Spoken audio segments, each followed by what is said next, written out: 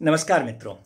पिछले भाग 73 में हम लोगों ने BNSS 2023 के सेक्शन 136 और 137 पर चर्चा किया था। 136 में हम लोगों ने चर्चा के दौरान देखा कि मजिस्ट्रेट साहब को जब यह आवश्यक महसूस होता है कि कोई व्यक्ति परिशांति कायम रखे, सदाचरण बनाए रखे, तो उस व्यक्ति से बंध पत्र अथवा जमानत पत्र की जो प्रतिभूति की जो अपेक्षा करते थे तो किस तरह से आदेश करते थे उसमें। और दूसरा कि 137 में हम लोगों ने देखा कि मजिस्ट्रेट साहब को जब ये आवश्यक महसूस नहीं होता था कि कोई व्यक्ति उनको सदाचरण बनाए रखने के लिए, परिशांति के लिए बंध पत्र अथवा जमानत पत्र दे और वह व्यक्ति कस्टडी में है, इसी बात के लिए अभिरक्षा में है, तो उस व्यक्ति को वह रिलीज कर देते थे, छोड़ देते थे। और अगर अभिरक्षा में नहीं है तो उसको डिस्चार्ज कर देते थे। उसी अनुक्रम में हम आज लेकर आए हैं भाग 74 में मित्रों। सेक्शन है 138 और 139 BNSS। सबसे पहले सेक्शन 138 BNSS 2023। 138 BNSS 2023 हमें बताती है मित्रों about commencement of period for which security has been required. Commencement of period for which security has been required, वो अवधि जिसके बारे में प्रतिभूति जो अपेक्षित की गई है वो अवधि का प्रारंभ किया जाना, वो कब से वो प्रारंभ होगा इसके बारे में बताता है। मित्रों याद होगा पिछला एक सेक्शन था 125 और अभी तुरंत हम लोगों ने पीछे देखा सेक्शन 136। इन दोनों सेक्शन में मजिस्ट्रेट साहब प्रतिभूति की अपेक्षा करते हुए आदेश देते हैं, 125 में और 136 में।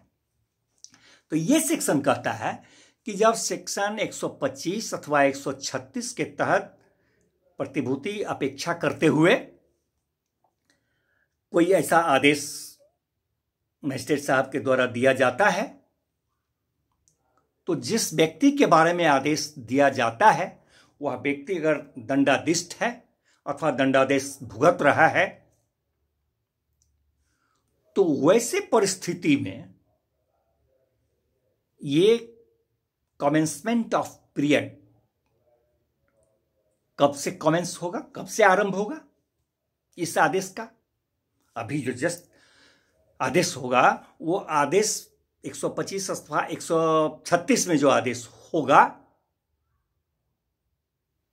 वह कैसे होगा, अगर वह दंडाधीश है अथवा दंडादेश भुगत रहा है तो वो आरंभ कब होगा, तो उसके बारे में ये सेक्शन 138 बता रहा है कि वो जो है जब वो दंडाधीश का दंडादेश भुगतने का जो है वह जब समाप्त होगा, उसका जब अवसान होगा, एक्सपायरेशन होगा, उस समय से इसका आरंभ हो जाएगा।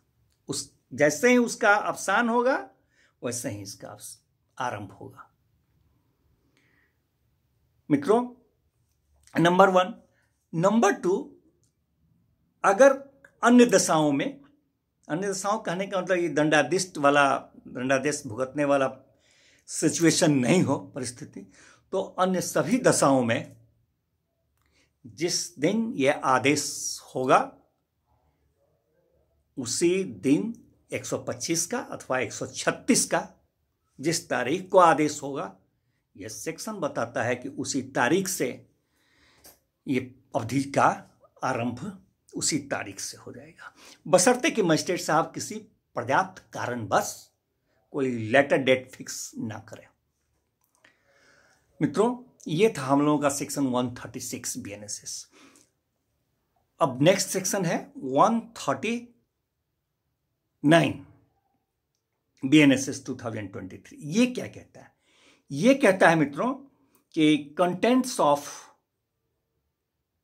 बॉन्ड, बंध पत्र की अंतर्वस्तुएं, ये बंध पत्र की अंतर्वस्तुएं मीन्स टू से ये कहता है कि जब बंध पत्र अथवा जमानत पत्र निष्पादित करता है कोई व्यक्ति परिशांति कायम रखने के लिए अथवा सदाचरण बनाए रखने के लिए, जैसा भी मामला हो, यथा स्थिति जब करता है तो वह शांति बनाए रखने के लिए अथवा सदाचरण बनाए रखने के लिए वह आबद्ध हो जाता है। उसी वक्त से वह इस बात के लिए आबद्ध हो जाता है कि वह इस चीज को कायम रखेगा। दूसरी बात कि जब इसके बाद ये तो आबद्ध हो गया, जब इसके बाद वह कोई ऐसा अपराध करता है अथवा करने का प्रयत्न करता है अथवा दुष्प्रेरणा करता है, एबेटमेंट करता है, जो कि कारावास से दंडनीय अपराध है, तो उसका वो बेल बॉन्ड, उसका जमानत पत्र जो है भंग होता है। ब्रीच ऑफ बॉन्ड है, ब्रीच ऑफ बेल बॉन्ड है। तो ये है हमारा सेक्शन 139 जो ये बताता है कि जैसे ही वह प्रतिभूति देता है, बेल बॉन्ड हो, बॉन्ड बंध पत्र हो, जमानत पत्र हो, जैसे ही वह निष्पादित करता है वह उस बात के लिए आबद्ध हो जाता है, जैसा मामला है कि वह परिशांति बनाए रखेगा अथवा सदाचरण बनाए रखेगा, आबद्ध हो जाता है।